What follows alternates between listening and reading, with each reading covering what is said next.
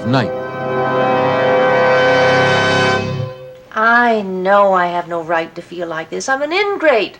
That's all there is to it. And when you think about it, I should be in 7th heaven. Yes, you should be happy. I mean, just for the fact that Claude Revenant and Clay Jordan are in jail. It's really astonishing, isn't it? How many enemies I've managed to accumulate.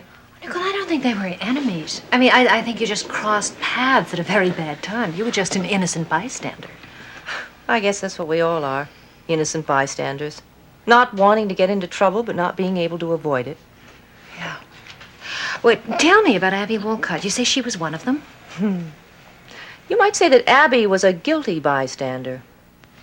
Well, if you ask me, I think what she did was worse than what Revenant did. I mean, she pretended to be your friend. She was being paid to be my friend. Paid to...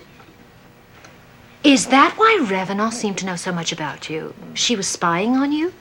It's funny, because I don't think she really knew how very involved she was going to be at the beginning. I'm sure of that. Yeah, well, it's something that I think I can understand very well. Tell me, what's going to happen with Abby? Is she going to go to prison? I really don't know.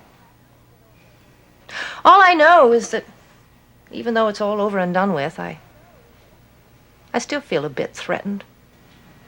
Threatened by what? Oh, by this baby that may or may not be born. Nicole, really? Now, how can an unborn baby threaten you? My marriage is being threatened, Nancy.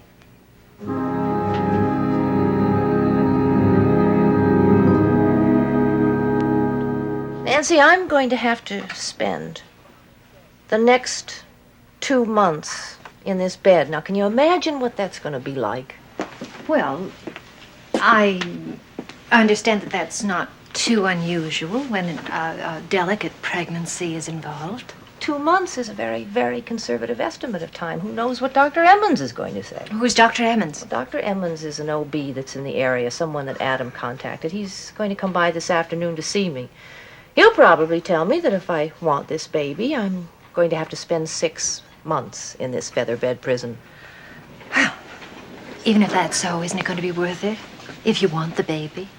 And I know you do. Adam doesn't. Even now? Well, no, I know that you told me that he didn't want children, but I mean, then you were talking in generalities. Now this is as specific. Hasn't his attitude changed?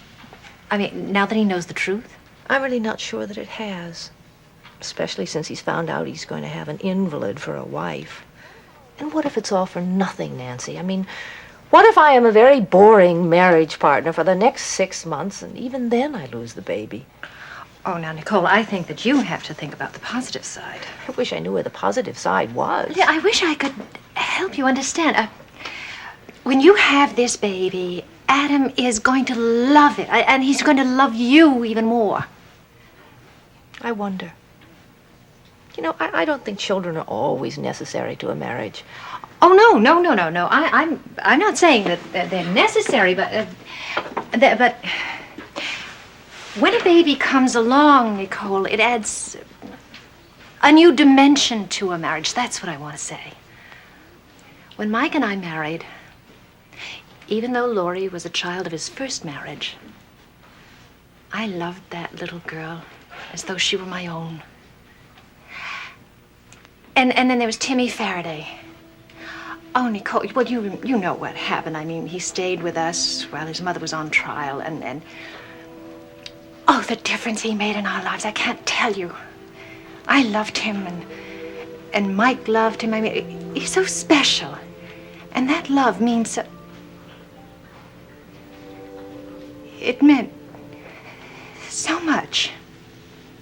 Really, it's very difficult to explain. Of course, he's a darling little boy, and I'm sorry.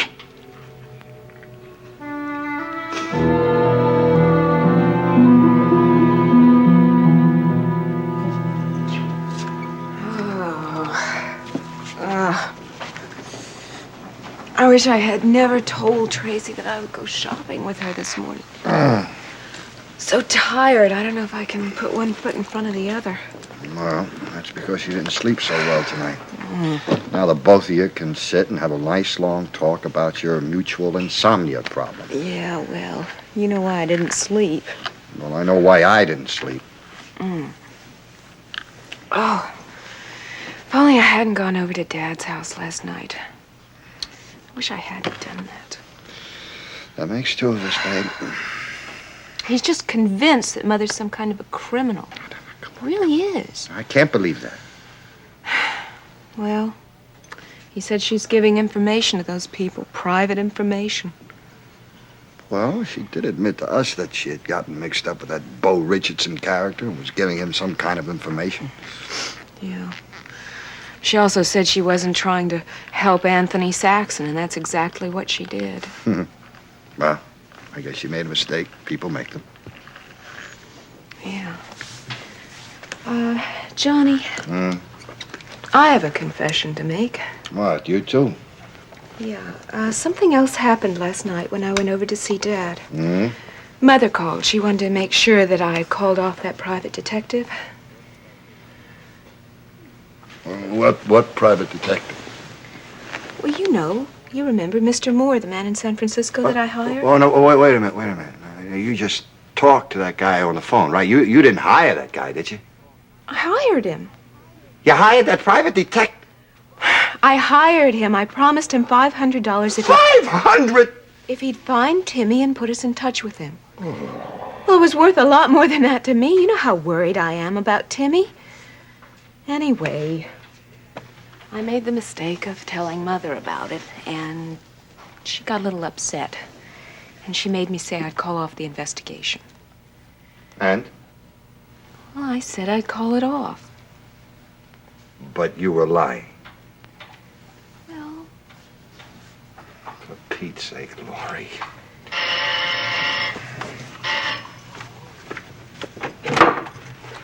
hello. Hi. Come on in. All right. How are you? I'm fine. How are you? Oh, just fine. Listen, why don't we go ahead before the stores get all crowded? Yeah. And your husband goes flying right through the ceiling.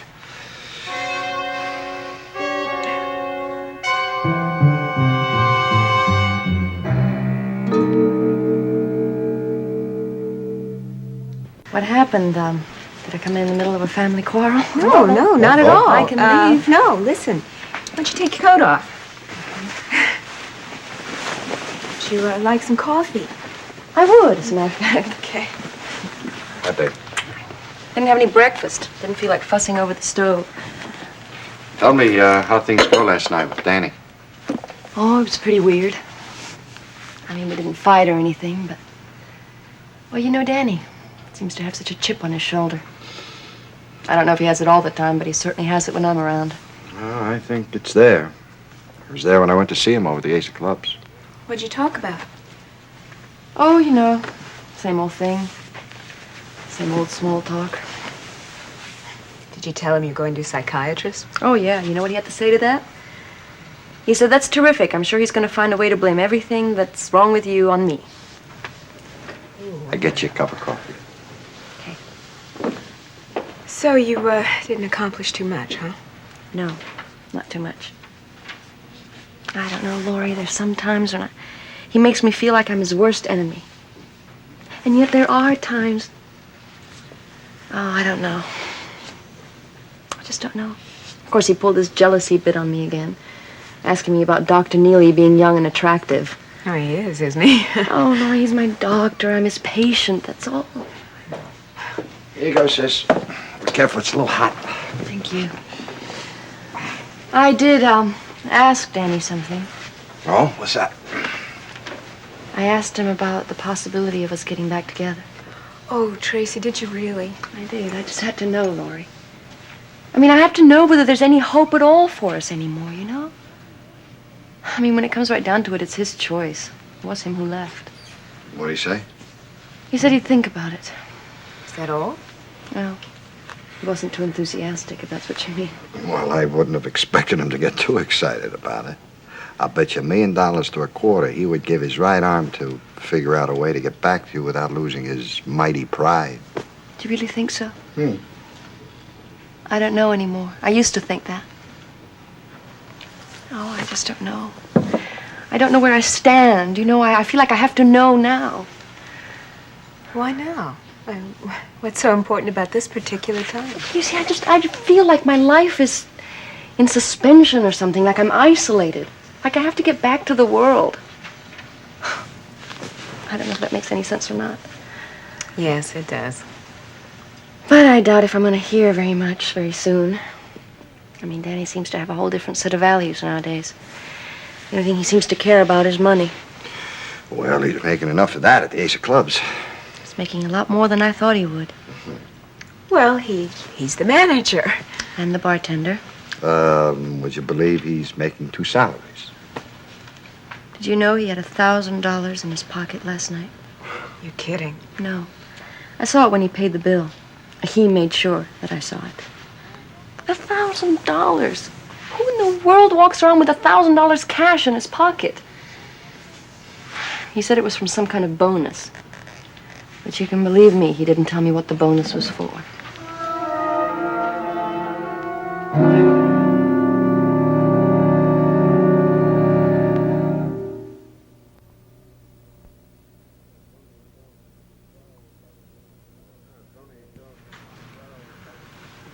Tony tells me that the trial will probably only last a couple of days. His lawyer, Hansel Scott, will probably have it thrown out of court. Good for him. There's a couple of paragraphs on Harold Nivens here about the fact of the key witness keeling over just before the trial. Ah, the ironies of fate. You don't seem any too interested. Sure, I'm interested. It's all I care about if Tony Saxon goes to jail. Well, what are you interested in? Oh. How about your date with your wife last night? You two kiss and make up? No, we didn't. We just went to a nice Japanese restaurant. We had dinner. The food was good. And that's all? No. She asked me if I wanted to come back home. I told her I didn't know. I told her I had to think it over. I asked her if she'd think it over, too. See, she doesn't know me. She doesn't know how I make my bread now. She doesn't know that I run a very nice restaurant. I have a little gambling room in the back. I help guys get heart attacks so they don't say nasty That's enough, things. Danny. I told you I didn't want to hear any more about that. Maybe Tracy should hear about it. Maybe she wouldn't be so interested in me coming back to her. And maybe you're not interested in working at the Ace of Clubs, huh? Maybe you don't like the work set up here or the environment or something. Maybe you should go back to where you were, pal. Back to the new moon, back to your wife.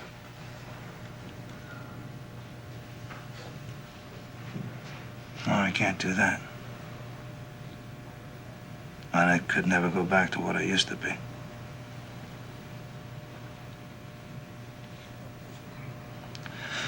She told me yesterday she was seeing a shrink. It probably was that idiot who told her to ask me if I wanted to come back.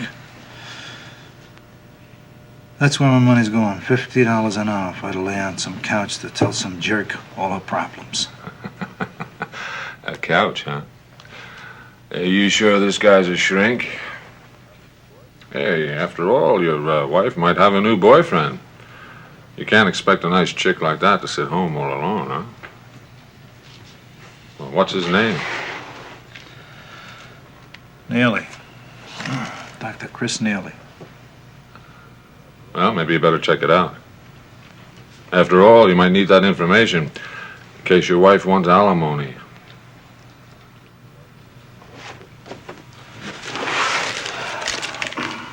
You know, Beau, maybe you are right. Maybe I will check this turkey out.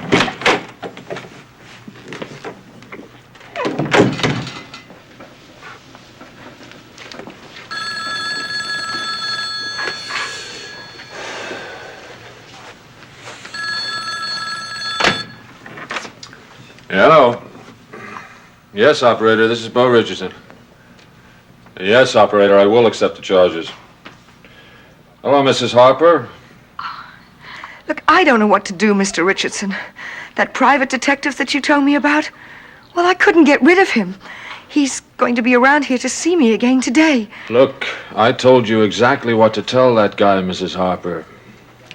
And besides, Mrs. Dallas assured us that he was no longer working for her. Well, she lied to you. He called me no more than 10 minutes ago and said he was going to be right over to talk to me. She didn't fire him? Look, Mr. Richardson, he's been threatening me. He says that if I don't produce that little boy, he may have to bring the police into all of this. And that might mean that I would be accused of criminal neglect or even worse, child abuse. Okay, take it easy. Oh, Mr. Richardson, you've got to tell me what to do. What if he does bring the police into We this? can't let it go that far, Mrs. Harper. You know that as well as I do. Now, there's only one thing you can do. So do it.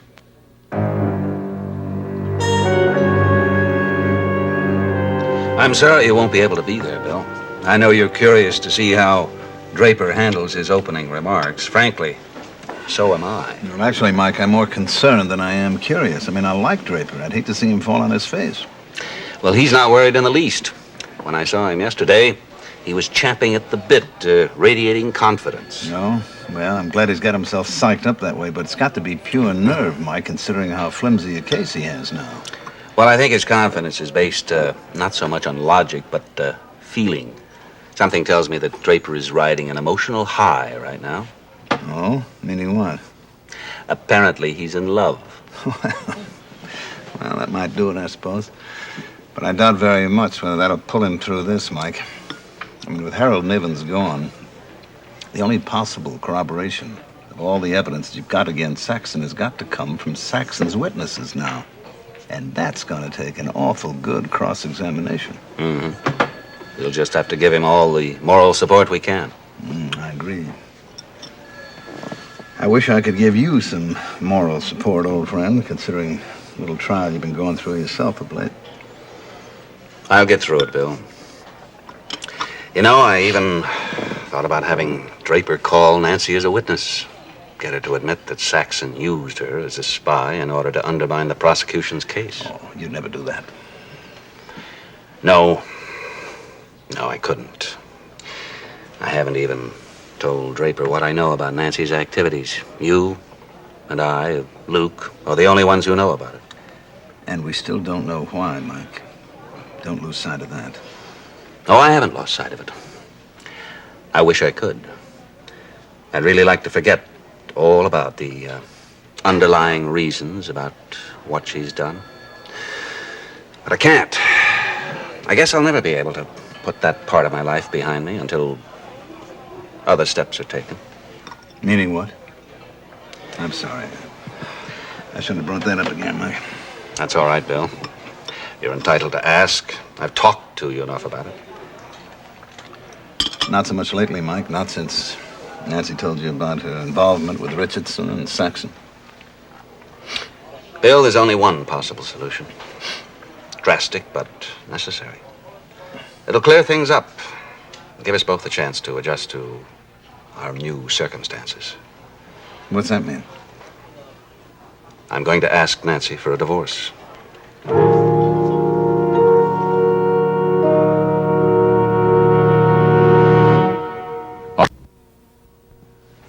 Well, I'm off. You sure you don't mind me not going with you? Of course I don't mind. Take care. I know what it's like not to be able to sleep. Why don't you go back to bed? Yeah, it's not a bad idea. Well, you call me when you hear something, okay? You mean from Danny? Yeah. Don't worry. You'll be the first to know. Oh.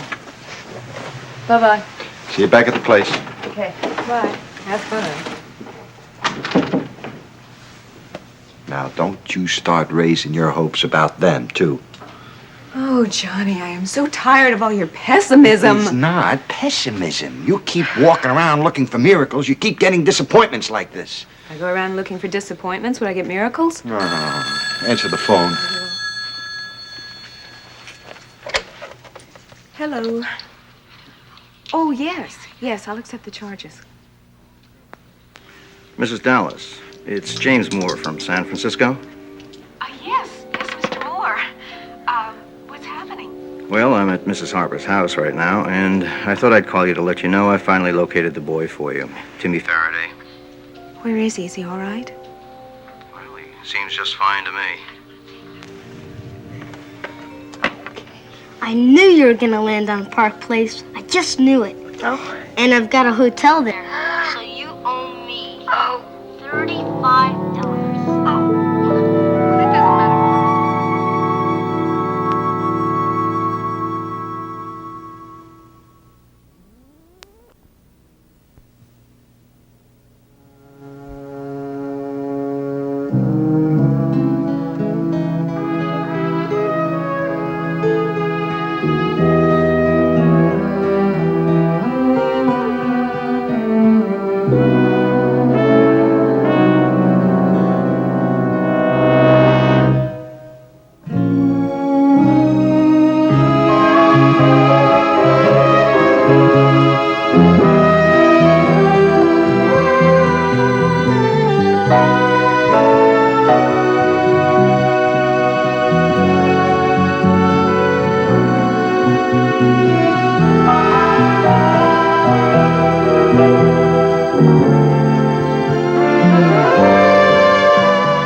We invite you to join us each weekday for The Edge of Night.